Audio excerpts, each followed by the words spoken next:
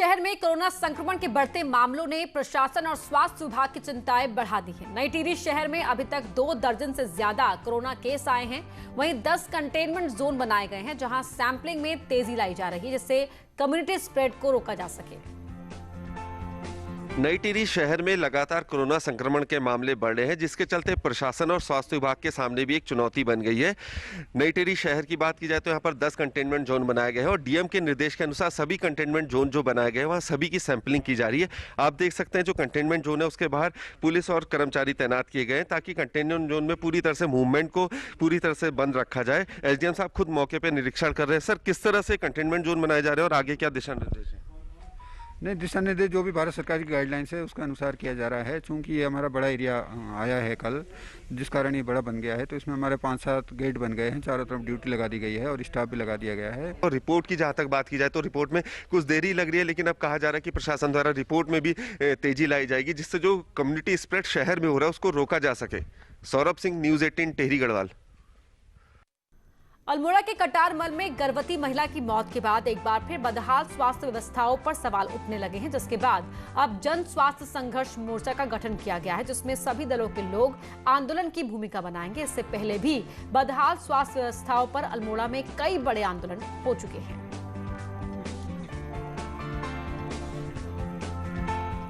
हरिद्वार जिला प्रशासन ने बैरागी कैंप में 3 अखाड़ों को निर्माण हटाने का नोटिस जारी किया था, जिसके बाद अब संतों में उबाल दिख रहा है।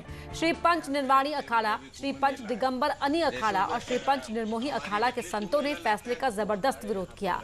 साथ ही 2021 कुंभ में सरकार और अखाड़ा परिषद की तरफ से मिलने वाली सुविधा और व्यवस्थाओं के बहिष्कार का भी ऐलान कर दिया है। संतों ने प्रशासन से नोटिस वापस लेने की मांग की है और नोटिस वापस नहीं लेने पर शाही स्नान के भी बहिष्कार की बात कही है। 2010 के कुंभ में इन तीनों अखाड़ों ने बैरागी कैंप में सिंचाई विभाग की जमीन पर निर्माण किया था और प्रशासन ने 2021 कुंभ को लेकर इन्हें हटाने का नोटिस जारी किया था। हम ये नोटिसों को नहीं मान करते, हम तो केवल यह है कि हमारी मांग यह है कि ये पूरा आरक्षण क्षेत्र जो है बैरागी कैंप इसको आरक्षित करो, यहाँ निर्माण बंद करो और हमारे तीनों अनियों के स्थायी यहाँ पर स्थान बनाकर दो। ऐसे में ये नोटिस का जवाब है। पहाड़ में कई गांव ऐसे हैं जो खतरे की जद में हैं और कभी भी नेस्तनाबूद हो सकते हैं।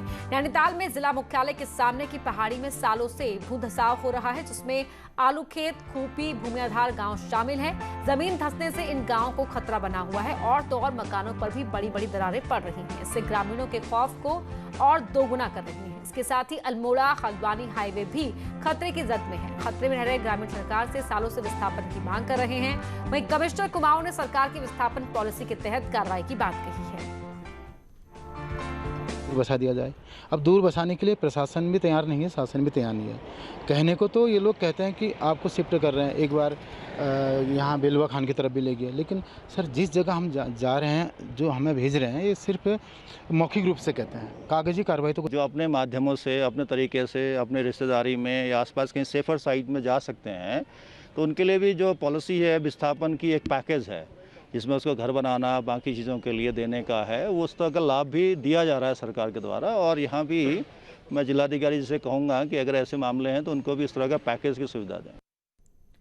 राजा जी पार्क के आसपास रह रहे किसान आजकल परेशान हैं, क्योंकि देर रात हाथियों का झुंड किसानों की फसल बर्बाद कर रहा है, जिसके कारण किसानों का खेती के प्रति मोहभंग होता जा रहा है। अधिकारी कहेंगे जी आप वन दरोगा के पास जाओ, वन दरोगा कहेगा जी पटवारी की रिपोर्ट लाओ। तो आज कोविड के जो महामारी चल रही है देश के अंदर, कोई अपनी ड्यूटी पर किसी की ड्यूटी कहीं लगी है, अधिकारी किसी को समय पर नहीं मिलते, तो ये रिपोर्ट नहीं बनती। उस कारण आज तक किसी भी किसान को कोई मुआवजा इस क्षेत्र में नहीं मिला है।